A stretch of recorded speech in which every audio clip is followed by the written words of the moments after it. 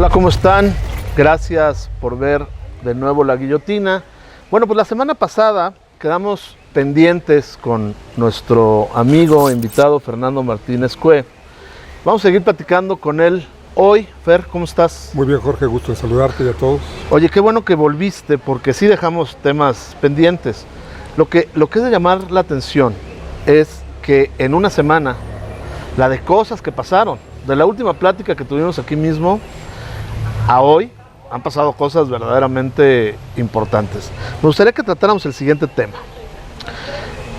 La semana pasada hablamos de este descalabro que hubo en el Congreso por parte de la Cuarta Transformación o del presidente o de Morena, como más les guste llamarle. El que no haya pasado la reforma eléctrica y demás. Pero ahora pareciera que en un afán revanchista, en un afán, yo me atrevo a decir, en esta búsqueda de dividir aún más a la sociedad, sacan una nueva retórica, que es cambiar y modificar casi al 100% el sistema educativo mexicano. ¿A dónde va esto?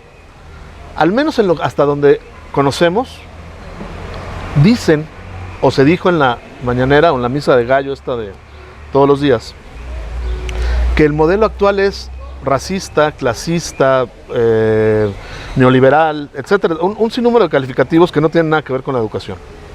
Y pareciera que lo que quieren hacer es hacer una modificación profunda, erradicar el concepto de los grados, erradicar el concepto de los exámenes, erradicar toda evaluación posible que pueda llevar a definir cuando una persona, un estudiante, sea bueno, regular, malo o busque alcanzar un tema de excelencia o de calidad educativa, cultural, de conocimiento. O sea, pareciera que la postura del presidente y la postura de su grupo que lo acompaña gobernando es: busquemos convertir a más mexicanos en ignorantes o más ignorantes para poder seguirlos mangoneando. ¿Qué opinas de esto, Fer? Bueno, primero, el sistema educativo de un país es, digamos, la estructura de las más importantes que tienes, porque a través de la educación permites la movilidad social.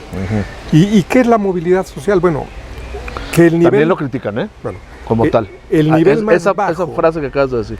El nivel más bajo, ¿sí?, con menores ingresos, con educación, pasa a un nivel superior de desarrollo, es decir, con más ingresos, con mejor nivel de vida. Eso es el fin de la educación en general en todo el mundo. Hoy. En todo el mundo. La movilidad social. La postura es que es un invento posmoderno y un invento neoliberal. Perdón. El tema de la movilidad social. Eso dijo, ¿eh? No. Así lo puso. No.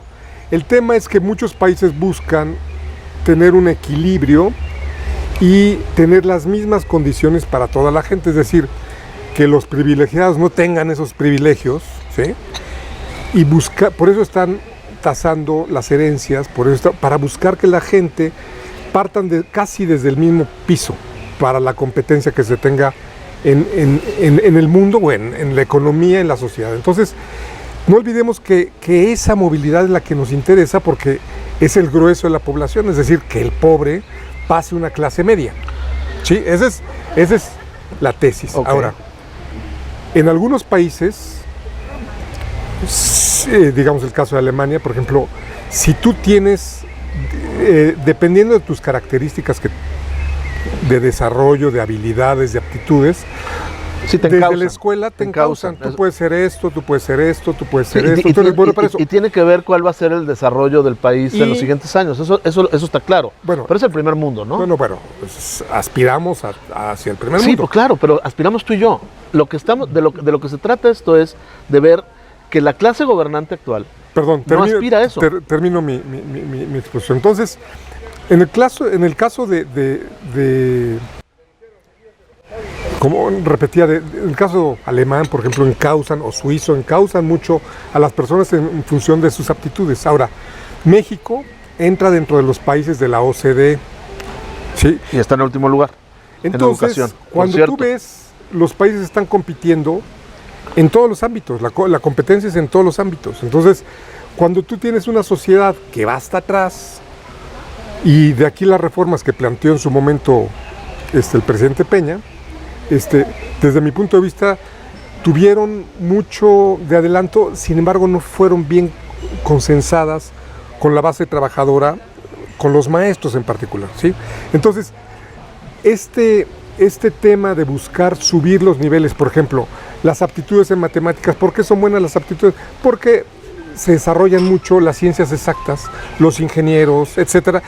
China, por ejemplo, hay una parte en Shanghái, donde están en los primeros lugares, Japón, Alemania, incluso en los propios Estados Unidos, pero vemos el tema de las matemáticas ayuda mucho para otras aptitudes. Ahora, si en México tenemos el problema de que cuando hacen las evaluaciones quedamos en último lugar, naturalmente que un gobierno, que es el que administra particularmente el tema de la educación, bueno, pues busca incentivos, mecanismos, formas para que sus maestros, para que sus alumnos tengan mejores condiciones. Pero estás hablando hipotéticamente. Sí, claro, ese es el planteamiento original que tenía. Ahora, lo que debería de ser, no es. O sea, me interesa tu opinión de lo actual. O sea, eso que tú dices, por supuesto, ¿quién no aspiraría a eso? Ahora, lo que está interesante. Vamos a la cuestión ideológica, que ese es el punto medular. Es que ese es el punto medular, pero no debería ser ideologizarse la educación. Claro, sí, pero en los países subdesarrollados como el nuestro. No, incluso los socialistas o comunistas buscan la ideología en la educación, es decir... Sí, también en los fascistas, ¿eh? Sí, también, o sea, en la época de... O sea, esto es más fascistoide que comunistoide. Bueno, están buscando un modelo nuevo que le ayude a sus intereses, digamos... Pero ¿no te parece perverso? O sea, entiendo tu planteamiento, o sea, lo dices como, esto lo están haciendo porque buscan que sus intereses crezcan y que siga habiendo personas que sean educadas según sus cánones y demás. Pero el solo hecho de escucharlo, es que produce ganas de vomitar. O sea, es increíble que en pleno siglo XXI, un país que estaba hasta hace unos días siendo la 15ª economía del mundo, ya bajó a la 17ª, por cierto, esté hablando un país como México, del tamaño, una economía del tamaño de México, un país del tamaño de México, un país con la cultura, con la riqueza, con un sinnúmero de factores que tiene México, que estemos hablando de que si vamos o no a permitir que un gobierno transitorio, como lo son todos, porque no duran más de un sexenio, imponga un nuevo modelo educativo acorde, conforme a su planteamiento ideológico trasnochado, comunistoide trasnochado. No se le puede decir de otra manera. O sea, este hombre quisiera que regresáramos a la China de Mao para ideologizarnos y seguir en la China de Mao hubo millones de muertos para que se lograra la revolución cultural. Igual con Stalin. O sea, hubo muchísimos muertos. Yo creo que... ¿Cómo cuántos muertos van? No, bueno, aquí estamos viendo... No, bueno, es que si vamos a hablar de muertos, también hay... Pero es otro tema del fenómeno del narcotráfico. Vámonos al tema que estábamos. Que no se combate. También. De la educación. El tema entonces, el punto está, hay que ver cómo responde el Congreso en este sentido. Ese es el otro punto que me interesa comentar. Ese es el punto, el que define el Congreso. A ver, tú en tu calidad de ex diputado federal debes de saber esta respuesta. Esto que quiere hacer el presidente López Obrador es una reforma constitucional. El tema puede ir en una reforma constitucional o puede ir en las reformas a nivel gobierno. Sí, entonces, en las leyes secundarias. Pero en el fondo, por ejemplo, los libros de texto. Sí, los quiere erradicar.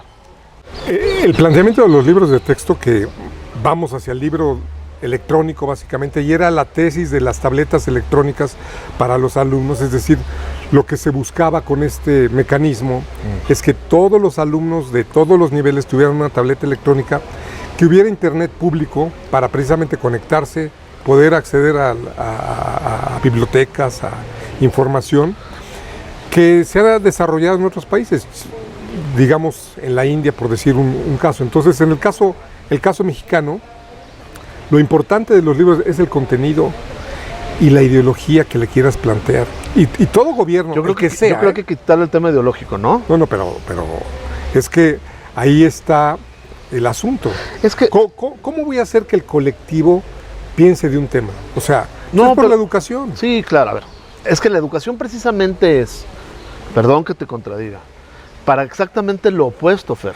O sea, la búsqueda de la educación, la búsqueda de que las personas estén educadas es que tengan su propio criterio. Pero, Voy más allá, espérame. nada más un paréntesis. La educación, la base de la educación se da en la familia. ¿Sí? El Estado y el gobierno es supletorio en algunas cuestiones. No sé si me explico. Sí. Entonces, el tema de fondo es qué voy a hacer que el colectivo piense de un tema. Si esto es bueno o esto es malo. ¿Sí? Si la propiedad privada es mala, bueno, el colectivo va a pensar que la propiedad privada es mala. Pero ¿quién podría pensar eso? No, por decirte un tema. No. No. Estoy poniendo ahí un tema Hipotético. Entonces, yo creo que lo importante es el contenido. Y todo gobierno, de todo el mundo, si tiene una incidencia importante en el tema educativo, lo va a buscar. Y este gobierno lo va a hacer. Yo voy más allá, fíjate. Yo hubiera pensado que México iba a llegar al punto de plantear una reforma educativa en la cual se hiciera de manera súper moderna y se planteara lo siguiente, que cada persona, cada familia, cada padre de familia, tuvieran la potestad o tengan la potestad de decidir qué tipo de educación tengan sus hijos. Ojo, ¿a dónde voy con todo esto? Los que crecimos en el sistema educativo actual, como somos tú y como soy yo, a veces decías, no, bueno, yo soy bueno para una cosa, soy muy malo para la otra, esto me sale bien, otro me sale mal. Había quienes eran buenos para todo, pero no todos, vamos, o sea, ¿y qué sucedía?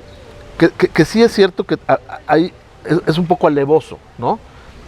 Creo que el fundamento es importante, el conocimiento fundamental de las cosas, pero ya en una educación más avanzada, particularmente desde secundario, desde preparatoria, poder tener la visión de decir, a ver, ¿a dónde voy? O sea, ¿cuál es mi camino? ¿No? O sea, soy más técnico, soy más científico, soy más humanista, etcétera, etcétera. Creo que para allá hubiera sido mejor llevarla, pero querer llevar a cabo una reforma educativa ideologizante desde una perspectiva de una ideología que ya fracasó hace medio siglo, me parece verdaderamente un despropósito. Y te voy a decir algo, me parece una contradicción porque pareciera que quieren mandar una reforma en estas condiciones para seguir polarizando, para seguir dividiendo y para que una vez más en el Congreso haya una trifulca y de esa manera no logremos estar nunca en paz. O sea, es la primera vez en la historia de México, creo yo, que hay tanto rencor, hay tanto odio, hay tanta división entre mexicanos. O sea, ahora ya estamos divididos a la mitad entre fifís, entre chairos, entre estos, entre aquellos, entre buenos, entre malos, y no llegamos a ningún lado. Bueno, y esto es todavía ahondar más en el tema. Dos cosas. La polarización con las redes sociales y con la opinión de cada persona, porque antes los medios de comunicación emitían los mensajes y nadie les contestaba.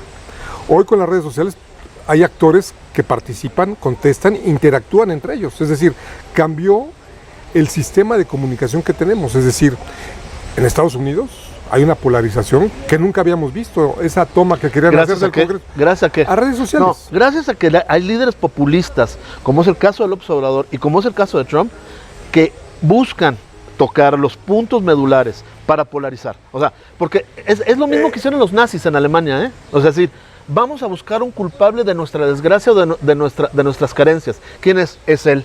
Sí, pero y es lo que han hecho, ¿eh? También en el caso de los nazis. No. Aquí en México lo que han hecho es decir, ¿quiénes son los responsables de todos los males de este país? O sea, el resentimiento es ellos, los ricos, los que estudiaron, los que trabajan, los que generan, los que tienen. Ellos son los culpables de que tú no tengas. Entonces, ¿qué sucede? Este resentimiento lo que ha generado es que la gente resentida, que está en contra de un modelo moderno, no es que quiera que México esté mejor, ni quieran ellos estar mejor. Ellos lo que quieren es que tú estés igual de mal que ellos. porque es una forma de vengarse. Y esta propuesta educativa es una forma de vengarse, es una forma de decir, muy bien, ya se me dividió el país, pues lo voy a dividir todavía más. O sea, yo creo que no está calculando bien y está tomando no está viendo el calendario con precisión, no está viendo que las cosas ya no están a su favor. Eso pienso yo. Bueno, primero, dicen que genio y figura hasta la sepultura, ¿no? El estilo del presidente es su estilo, ¿sí? O sea, en ese sentido, el que no lo conozca, bueno, ya sabes cómo es cada persona. Entonces, yo creo que un presidente tiene que buscar unir una sociedad tan diversa. Yo creo también lo mismo, pero no tiene que ser sucede. positivo. Tenemos que buscar los resultados, es decir, hoy hay más pobres que hace 4 años. Muchos más. Y curiosamente lo que se busca es eliminar eso, buscar que la gente suba de nivel. Yo creo que los resultados... ¿Pero quién lo está buscando? Por eso. Pero aquí estamos en una democracia y aquí es donde la gente tiene que... Pero eso sí, pero eso explícaselo al señor que está volviendo loco el país. Porque se está volviendo loco el país. Su límite es la democracia. El sexenio. No, su límite es el sexenio. Claro. Así de simple. Ojalá y lo entienda, porque no quisiera yo pensar que este tipo de posturas son buscapiés para tarde que temprano mandar su reforma constitucional para un tema de reelección. Yo creo que ya no le salió con el tema de la revocación de mandato, pero a ver, Fer, que lo buscó. La tentación ahí estaba. Ahí está. Eso no digo, y no lo digo yo, lo dicen las personas que entienden esto. De las elecciones del Congreso pasado también fue un punto clave. Imagínate si se hubiera quedado como estaba el Congreso antes. Nomás imagínate que tuviera la mayoría.